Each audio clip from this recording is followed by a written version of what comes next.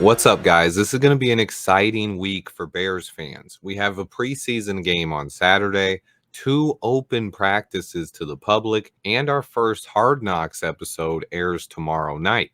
So, today I wanted to talk about the Bears' offensive line and the thing that's on a lot of fans' minds. Should we be worried? The offensive line has been one of the biggest weaknesses for this franchise, spanning the last few decades. It goes hand in hand with us not having successful offenses, winning games, or having good quarterbacks. You need to have a good offensive line in the NFL, and the Bears have been behind the curve for a while. But Ryan Poles has done a ton of work transforming this line over the last few years. We currently have two bookend offensive tackles. They're both young with a ton of potential to hold down the positions for a long time. I also love our third round draft pick. He has potential to develop at guard or tackle. And then we also have Tevin Jenkins, who, in my opinion, is one of the best offensive linemen in football when he is healthy.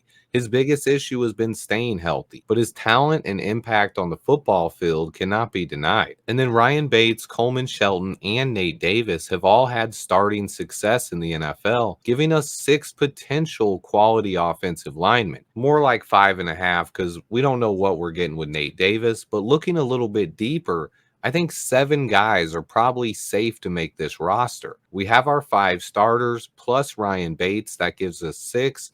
And then you throw in rookie Karana Megaji, and that gives us seven guys I think are absolute locks to make this roster. Right now, the battle for the last two spots is probably led by Matt Pryor and Jake Karan. Both guys can play guard or tackle, and there's a chance that both guys make this roster. But there could be a battle for the final spot between whoever loses out of those two, and then you throw in Jatiri Carter, Larry Borum, and Bill Murray. But the more I've thought about it, Larry Borum's job is in jeopardy, and he is on the roster bubble. I do think the depth in this offensive line overall has improved a lot. So the people who continue saying Ryan Poles has not invested in this O-line, mostly those are the same people who were mad that Ryan Poles didn't draft Jalen Carter last year and invested in the offensive line. He has invested a ton into this line, but it's important to remember that he's completely worked not only just the line, but the entire roster. And his job wasn't just to fix the offensive line. We've been searching for a franchise quarterback for probably 100 years, and we've been searching for a legit number one receiver most of my lifetime. Ryan Poles has found both of those things while upgrading the defense, adding weapons on offense, and fixing this offensive line. But his job isn't done yet. Building a cohesive offensive line is one of the hardest things to do for a general manager, and the process does not just happen overnight. But when you look at this list of offensive linemen, almost all of them were brought in by Ryan Poles. The only two who were on the roster when he took the job are Tevin Jenkins and Larry Borum. He invested his first ever top 10 pick into the offensive line in Darnell Wright.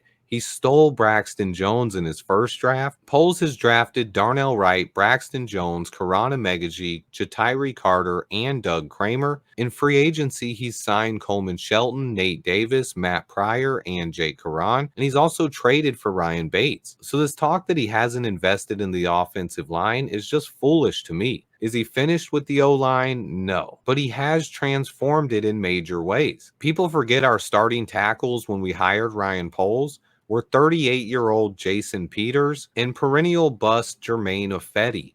And our starting center was Sam, what am I doing here, Mustipher. Just looking at the difference between when he was hired and now, it's purely ridiculous to say he hasn't done anything to the O-line. Fans sometimes just have unrealistic expectations and think it's easy to just have a perfect roster in the NFL. But when you look around at every team, nobody in this league has a perfect roster. But Ryan Poles is going to continue adding to this offensive line. But even sitting here today, we still have a lot more talent in our front five than we had at any point in the last 5 years. My biggest worry is that these guys haven't played together much and haven't had much time to gel as a unit. But we do have some cohesiveness here, as we are returning 4 of our 5 starters from last year.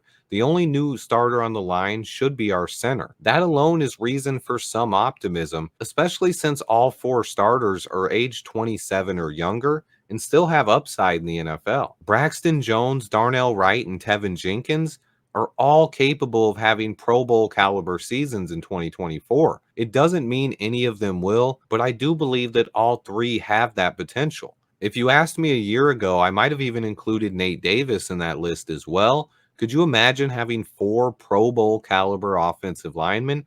I think I'd be happy with just one or two, but the potential is there. Not every player works out, but Ryan Poles has brought in talent to this offensive line. The biggest key going forward now is to continue developing this young talent and continuing to build upon it. On top of that, letting these guys grow and gel together could be extremely beneficial long term if we could keep at least the core of this group together. I also think we've completely overlooked the signings of Matt Pryor and Jake Curran. Pryor has played in 75 games with 24 starts. Curran is just 25 years old, but he's played in 29 games and has 9 starts, all with Shane Waldron as the offensive coordinator. So the 9 guys I have on the screen are the guys I believe are most likely to make this roster. Pryor and Curran both offer position versatility and NFL starting experience. We have a lot of young players on this O line, so having 3 veterans on the bench like Ryan Bates, Matt Pryor, and Jake Curran could really help the stability of this offensive line. Players get hurt, so having veterans who can step in and at least not be a liability is key to this offensive line getting better. And I think Ryan Poles has done a great job bringing in talent, but that doesn't mean the offensive line isn't still my biggest worry heading into this season. With the current injuries to Nate Davis, Tevin Jenkins, and Darnell Wright, that only further complicates things. Nate Davis's status is completely up in the air. I'm really losing faith. Darnell Wright has not been seen at practice in a few days. I'm definitely beginning to worry about his status, hoping he comes back to practice before this weekend. And then Tevin Jenkins has been at practice, but he left early yesterday. I do think it's possible that Tev is just fine, and the coaches just wanted to see more of Bill Murray and Jatiri Carter. We'll probably find out more about Tev tomorrow. Overall, if you take a step back and look at it, though, it's easy to see how much our offensive line has improved. We aren't out of the woods just yet, and our offensive line isn't even close to as good as a team like the Detroit Lions right now. However, there is a ton of upside to this young unit, and the overall talent and depth has improved dramatically. Matt Pryor can play guard or tackle, Jake Curran can play guard or tackle, Ryan Bates can play center or guard. We have more depth and more talent on this line. I think if they can stay at least relatively healthy, they should be an above average unit in 2024, placing them somewhere in the top 15.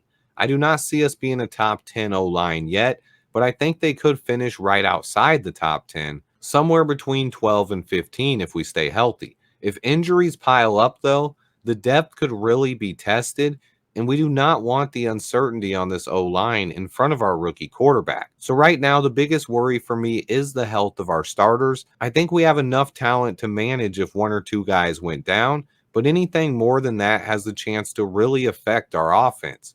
The key to the 2024 season right now is how this offensive line pans out. The defense is stacked with talent and should be a top 10 unit this year easily. The offense is absolutely loaded with playmakers, and we have what could potentially be a dangerous special teams unit as well. Right now, a lot of it hinges on how this offensive line looks, and early reports in camp have not been that positive. I tend to try to look at the bright side of things and not be so negative. Right now, I'm not panicking. I think Matt Eberflus is mostly being cautious with these guys early in camp, but if something is announced about Darnell Wright or Tevin Jenkins missing time, that could change how I feel. Currently, I think we have the talent to be at least an average offensive line this year, with the upside to be better going forward. Also, I just don't see us signing Connor Williams right now. There was an update as he's visiting the Ravens today, and reports say he's close to choosing between the Ravens or Seahawks. It does not seem like he's going to be a Chicago Bear. So let me know what you guys think. What is your panic level on a scale of 1 to 10, with 10 being full panic mode? Stay tuned. We're back at practice tomorrow. I have a ton more content on the way. Remember to hit that like button for me, and until next time, bear down.